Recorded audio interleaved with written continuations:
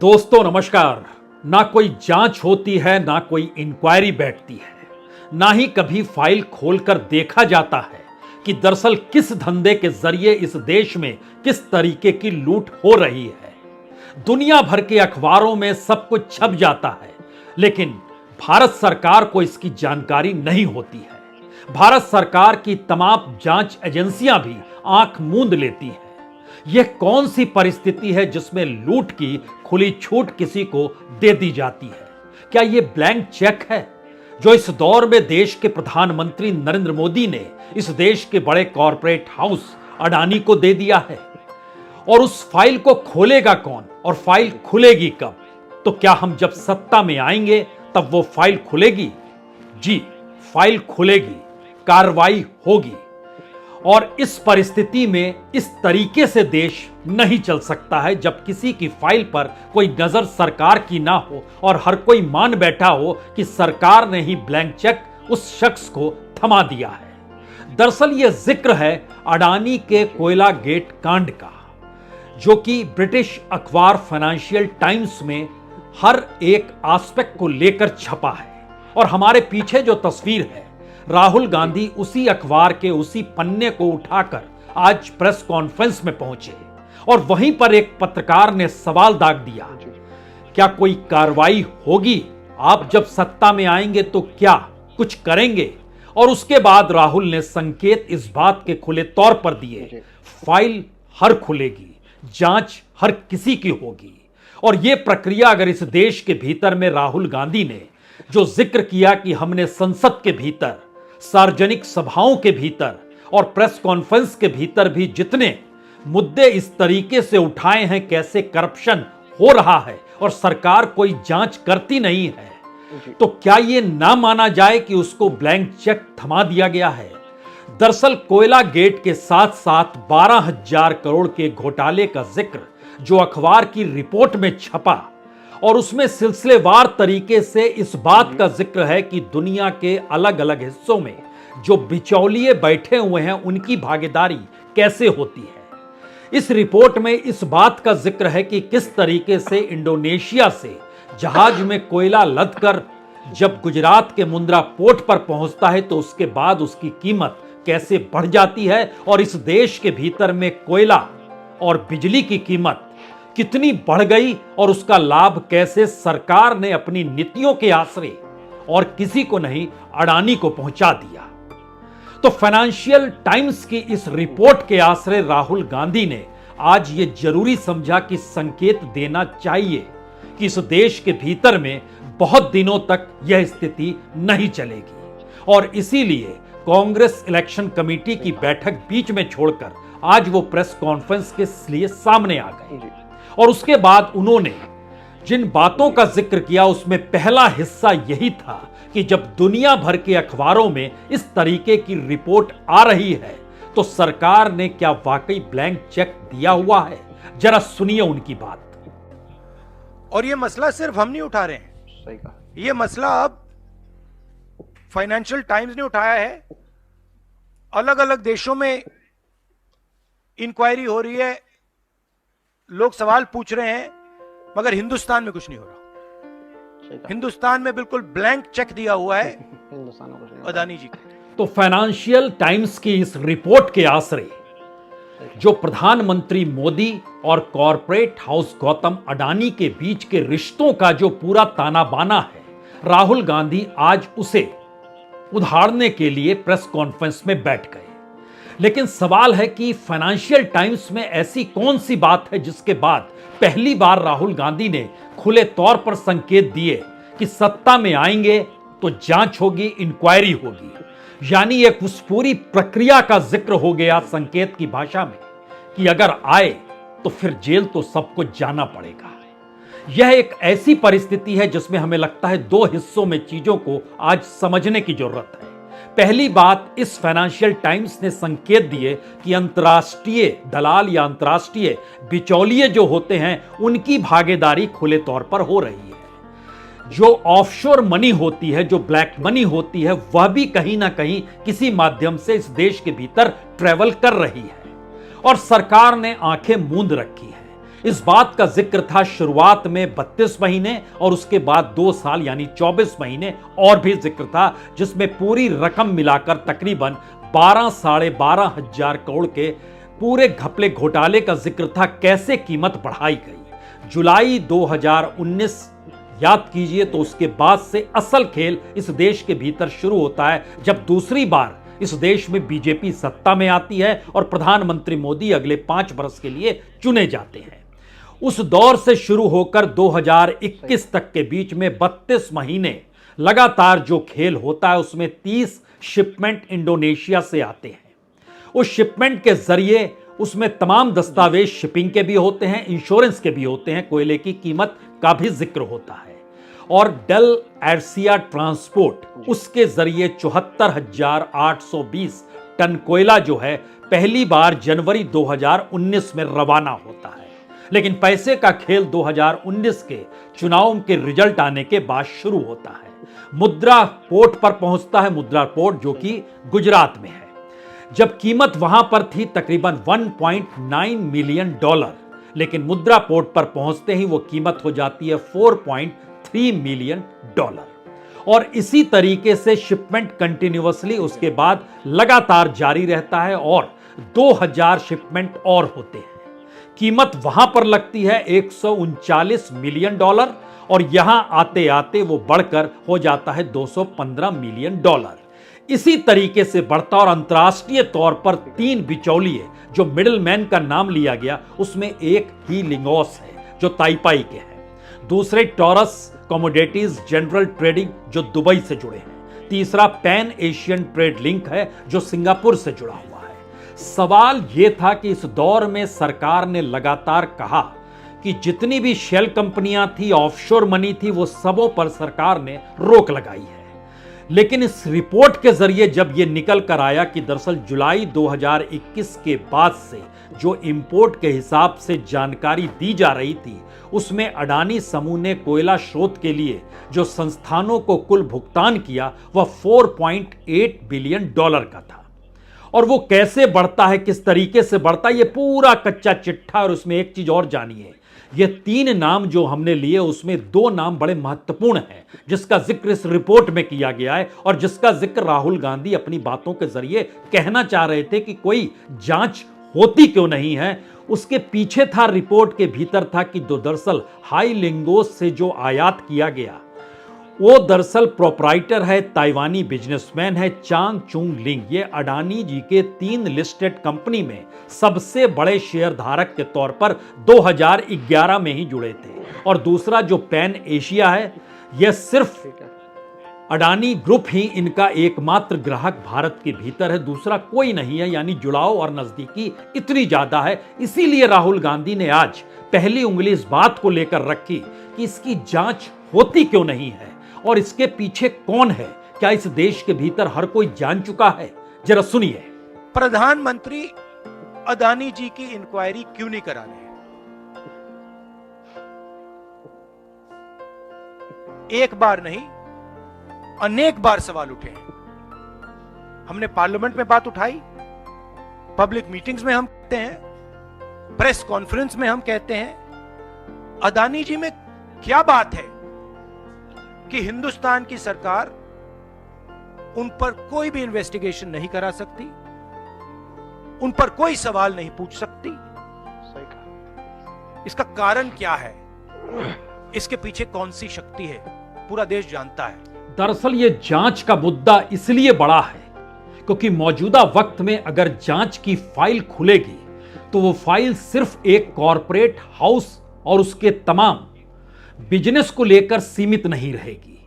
क्योंकि जिस बात का जिक्र हुआ कि आप ब्लैंक चेक दे दिया गया है, तो ब्लैंक चेक देने के साथ साथ कुछ नियम कायदे भी इस देश में उसके अनुकूल बनाने की परिस्थिति में सरकार आकर खड़ी हो चली है। तो क्या जिस बात का जिक्र राहुल गांधी कहना चाहते हैं कि फाइल खुलेगी, जांच होगी, तो क्या उस फाइल और जांच के साथ यह भी बताया जाएगा और यह भी बात सामने आ सकती है किस तरीके से इस देश में खनिज संसाधनों को लेकर नियम कायदे बदले गए। यहां तक कि राष्ट्रीय खनन नीति जो बनी उसको भी 2 बरस के भीतर कैसे बदल दिया गया। यहां तक कि जो कोल ब्लॉक्स दिए जाते थे उसको लेकर भी नियम कायदे बदले गए और बिड अगर लगाने कोई नहीं पहुंचा या ऐसे हालात बना दिए गए कि बिड लगाने कोई ना पहुंचे तो एकमात्र शख्स को कोल ब्लॉक्स देते चले जाएं।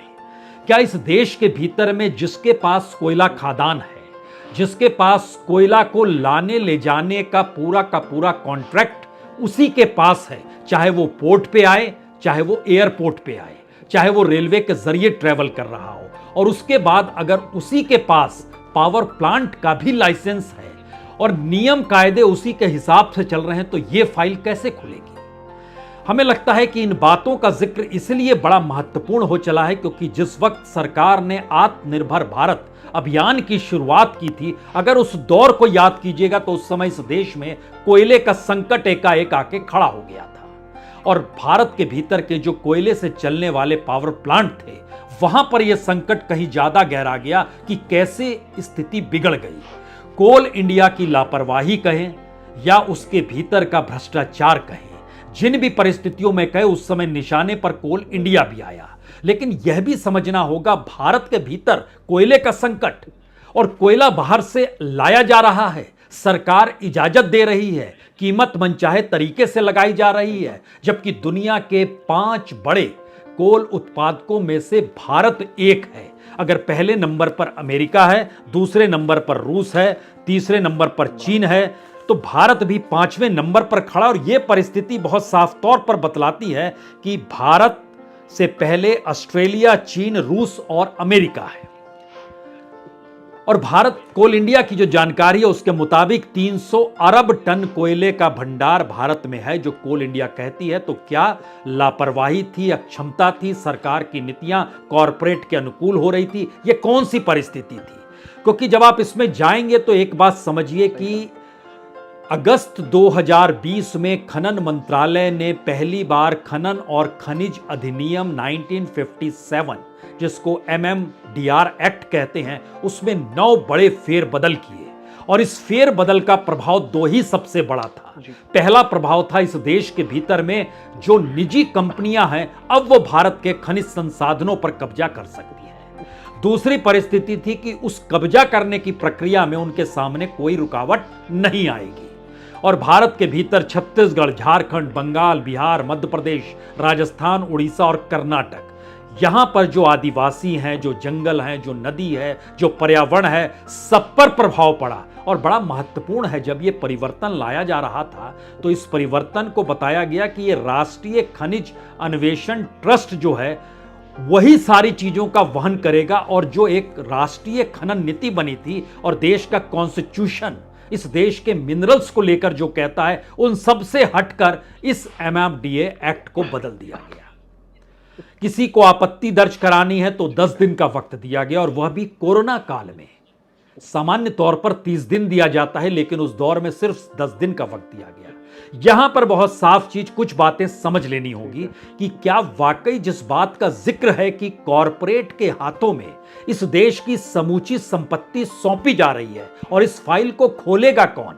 अगर फाइल खुलेगी तो सवाल कॉरपोरेट का नहीं होगा, सवाल तो सरकार का होगा, उसकी नीतियों का होगा, उसके ब्लैंक चेक का होगा। और इसीलिए वो घबराती और कतराती है कि कोई इन्वेस्टिगेशन ना हो, क्योंकि जो एक्ट में परिवर्तन किया गया उसमें पहला लाइन था कि खनन से जुड़ी प्राइवेट कंपनी को खादानों के साथ संभावित खदान क्षेत्रों की जांच पड़ताल की अनुमति दी जाती है और इस पर जो वो रिसर्च करने को कहेंगे उसका खर्चा राष्ट्रीय खनिज अन्वेषण ट्रस्ट यानी भारत सरकार उठाएगी। इससे पहले अभी तक किसी खादान में खनन के लिए योजना जो चिन्हित के लिए जो किया जाता था कि यह कोर खनन क्षेत्र है, उसमें या उन जगहों के सटे हुए जगहों पर प्राइवेट पार्टीज को जाने की इजाजत नहीं थी, इजाजत मिल गई। और जिन प्राइवेट कंपनी या प्राइवेट कंपनियों को इसकी इजाजत मिली गई उनको पूरी तरीके से खनन के लाइसेंस कैसे मिलेंगे, अब इसका भी फैसला वही करने लगे।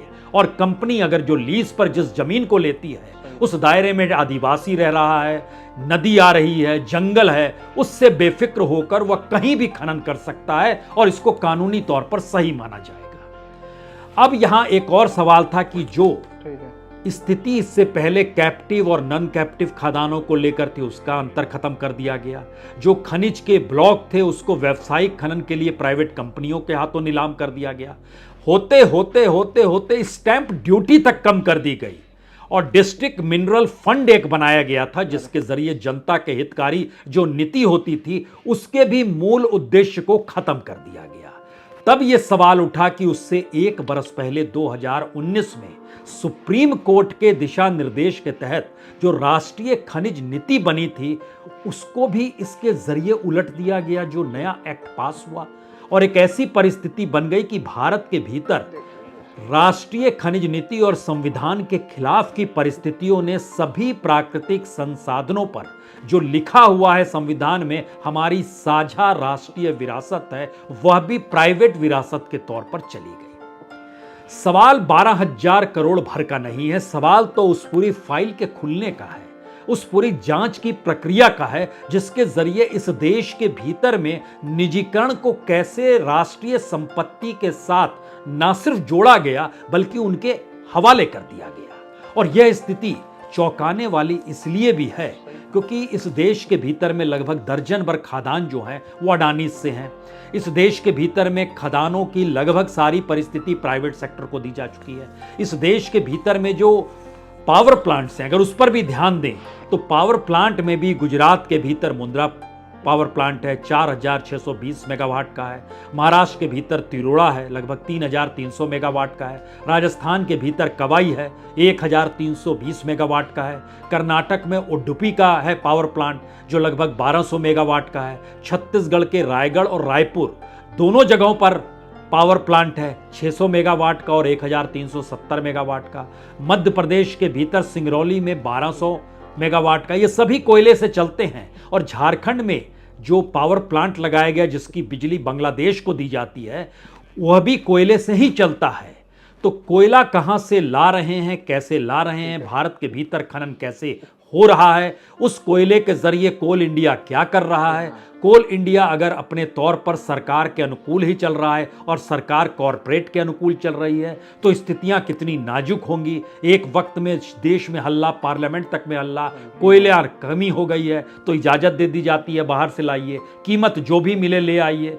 ये सारी परिस्थितियों की फाइल अगर खुलती है तो क्या उस दिशा में जाती है कि इस देश की राष्ट्रीय संपत्ति को भी निजी हाथों में सौंपकर सरकार इसके जरिए अपनी राजनीतिक ताकत को बढ़ाती है, या राजनीतिक ताकत पाने के लिए जो एक बड़ी पूंजी इस दौर में चाहिए होती है, जहां हम लोगों ने चुनाव पर होते खर्च को देखा, विधायक सांसदों की खरीद को देखा, या उन तमाम परिस्थितियों में वो ताकत सर्कुलेट होकर आ जाती है। यानी भारत का लोकतंत्र जिस चुनाव पर टिका हुआ है उस चुनाव के पीछे लगी हुई पूंजी, वह पूंजी से जुड़ा हुआ कॉरपोरेट और कॉरपोरेट को सत्ता के जरिए मिला हुआ ब्लैंक चेक, इस साइकिल को अगर आप पकड़ लेंगे और समझ लेंगे तो फिर बहुत चीजें साफ होंगी। इसलिए फाइनेंशियल टाइम्स की इस रिपोर्ट का मतलब नहीं है। सवाल तो पहली बार यह था कि इस फाइल को खोलेगा कौन, और क्या इस देश के भीतर ऐसी परिस्थिति बन चुकी है जहां पर इन हालातों को सुधारा कैसे जाए।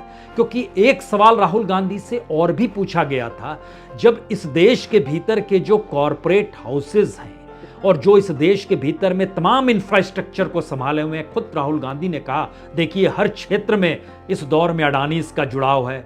वो चाहे रेलवे ले लीजिए, चाहे पोर्ट्स ले लीजिए, चाहे एयरपोर्ट ले लीजिए, चाहे इस देश के एफसीआई गोडाउन के पैरेलल में गोडाउन्स को ही ले लीजिए, खेती से जुड़ी हुई चीज़ों को ले लीजिए, स्टील को ले लीजिए, ड्रोन को ले लीजिए, कुछ भी ले लीजिए, सब जब एक के पास है तब एक सवाल था कि उसको आप रोकेंगे कैसे।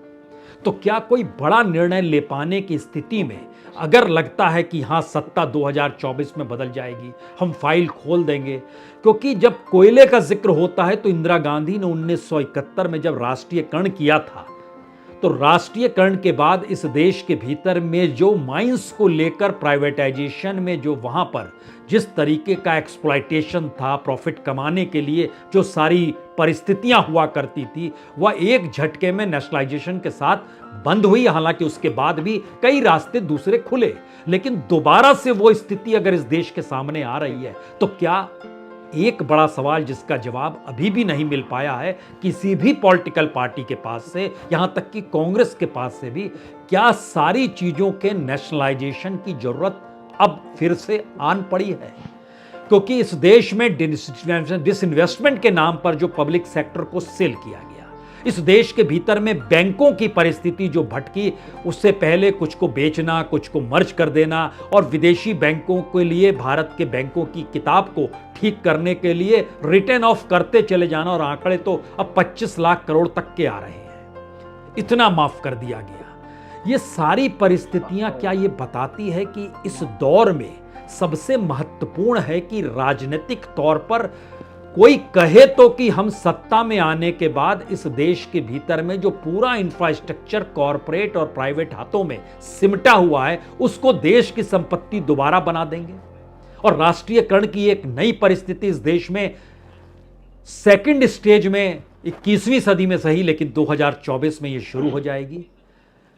और उससे कहीं ज्यादा महत्वपूर्ण सवाल एक और है, अगर इन परिस्थितियों के साथ मौजूदा वक्त में राहुल गांधी इसके संकेत दे रहे हैं कि हां फाइल खुलेगी, जांच होगी, उससे खतरनाक परिस्थिति मौजूदा वक्त में अगर ये कहकर दे रहे हैं कि देखिए न फाइल खुलेगी न जांच होगी, हम तमाम जगहों पर उठाएंगे, लेकिन लगता ऐसा है कि मुनाफे का एक ब्लैंक चेक थमाया गया है, यह परिस्थिति इस देश के लिए कितनी विकट हो सकती है, इसको लेकर आखिर के 3-4 सबसे बड़े सवाल। पहला सवाल, इस देश के भीतर में कॉरपोरेट के हाथ में मौजूदा वक्त में इस देश का हर वो इंफ्रास्ट्रक्चर है जिस इंफ्रास्ट्रक्चर के जरिए यह देश चल रहा है, वो सड़क हो, वह रेल हो, ठीक है, वह बिजली हो, वह पानी हो, जी, वह बंदरगाह हो या हवाई अड्डे हो, किसी भी क्षेत्र के महत्वपूर्ण क्षेत्र में सारी चीजें कॉरपोरेट के पास पड़ी है। इस देश की पॉलिसी क्या होनी चाहिए, यह पहला सवाल है। कॉरपोरेट और प्राइवेट हाथ समाए या सरकार जिम्मेदारी ले? दूसरा सवाल,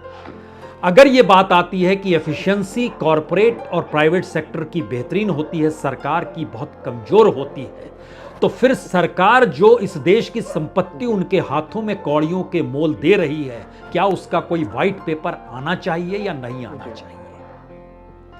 क्योंकि आप संभाल नहीं सकते हैं तो आप दे रहे हैं, जो उस हिस्से को कौन परखेगा?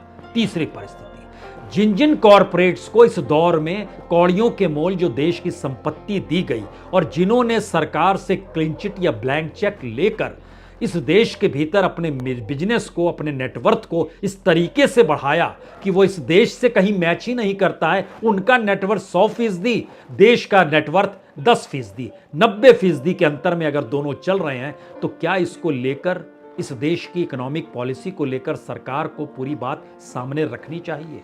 और चौथी और आखिरी बात जिसका जिक्र राहुल गांधी कर गए, अगर 24 में सत्ता बदलती है तो क्या उसके बाद फाइल खुलेगी, अपराध साबित होगा, जांच प्रक्रिया होगी, तो क्या वो एक बड़ी लंबी प्रक्रिया होगी या वो एक लिमिटेड टाइम में तय होगी?